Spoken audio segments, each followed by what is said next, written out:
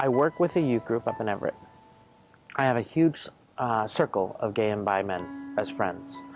And when I get the statistics, which I do like every week, I see that like 50% of new HIV cases are in people under 34.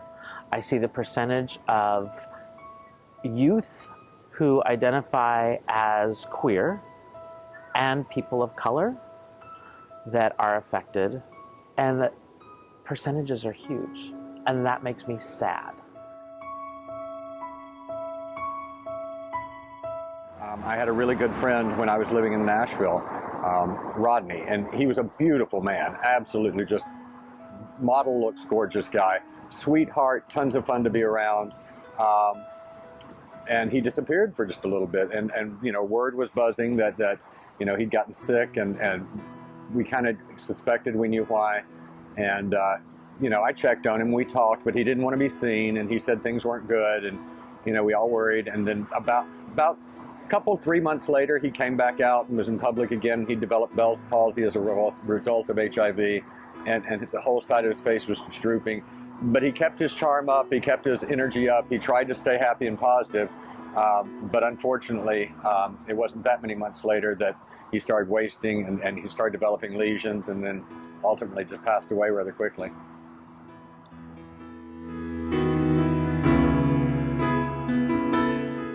I think community has an amazing role in fighting HIV and AIDS, which is one of the reasons why I walk, is because that's a show of community.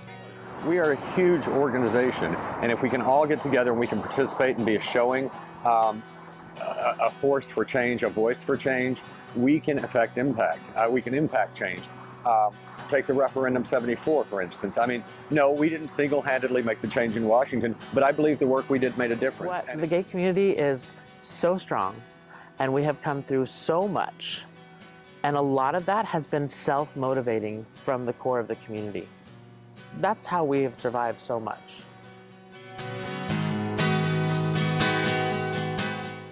So I'm very proud to live in Washington State. I'm very proud to be in the HIV prevention world, because this state has really taken a hold of that sentence, and especially in King County, Seattle, because the Washington State Department of Health has created some really specific initiatives around getting to zero, the end of AIDS.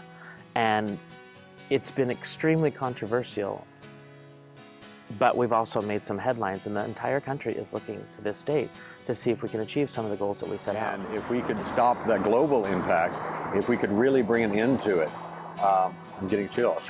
I mean, if we could really bring an end to it, that'd be a pretty exciting day.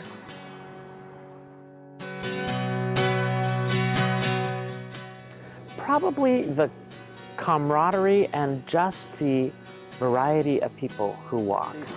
As serious as it is, and as great of a cause it is, it can be such a great deal of fun. The camaraderie you feel together, the good times, the laughter, and sometimes it moves to more touching moments where you actually talk about people that you've known that have been impacted or that have passed.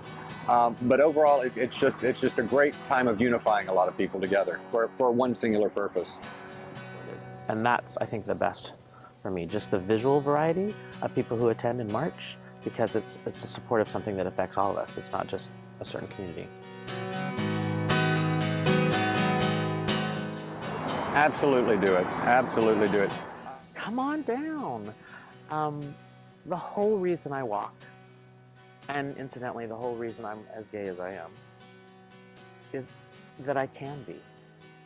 I can walk downtown, be on TV in support of somebody who's HIV/AIDS infected, even if they can't. I walk for Rodney. I walk for my friends. I walk for the memory of friends, and I walk for the hope for the future.